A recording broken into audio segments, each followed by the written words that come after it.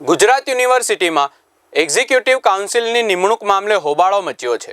Executive કાઉન્સિલની નિમણૂક ઉપર કાયદાકીય તપાસ કરવાની કોંગ્રેસ દ્વારા માંગ કરવામાં આવી છે। યુનિવર્સિટીમાં ખોટી રીતે થતી નિમણૂક ઉપર રોક લગાવવામાં આવે તે ખૂબ જરૂરી છે।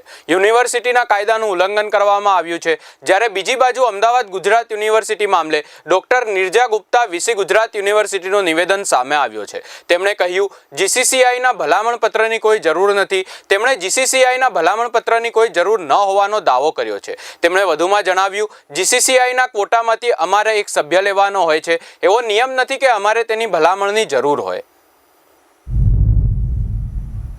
જીસીસીઆઈએ ગુજરાત યુનિવર્સિટીને પત્ર એક્ઝિક્યુટિવ કાઉન્સિલમાં થઈ નિમણૂકના અંગે લખ્યો છે।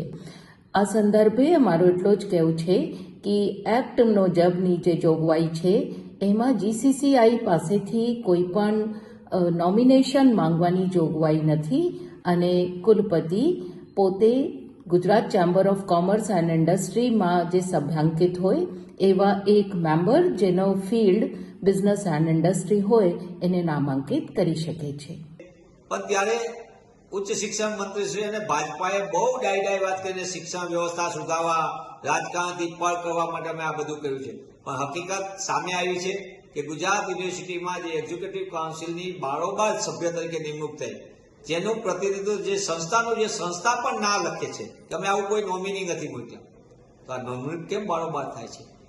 જે કાયદો છે બહુમતીના જોડે બનાવ્યો એ કાયદાના નિયમનું ઉલ્લંઘન કરી રહ્યા છે અને કુલપતિશ્રી માધ્યમોને અર્ધસત્ય બતાવી રહ્યા છે।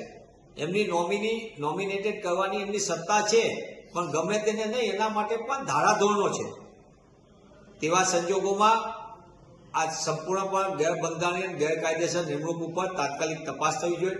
રાજ્યના ઉચ્ચ શિક્ષણ મંત્રીશ્રીએ ડાય વાત જે કાયદો બનાવવા માટે બહુમતીના જોડે વાતો કરી હતી વિધાનસભાના પટલ પર, એ વાતને આજે હું પુનઃ દોહરાવીને કહું છું કે એમનો તાત્કાલિક પગલાં ભરે અને યુનિવર્સિટીમાં ખોટી નિમણૂક ઉપર રોક લગાવે, તો જ જે શિક્ષણની સતત અધોગતિ થઈ રહી છે એમાં થોડાક અંશે સુધારો જણાશે।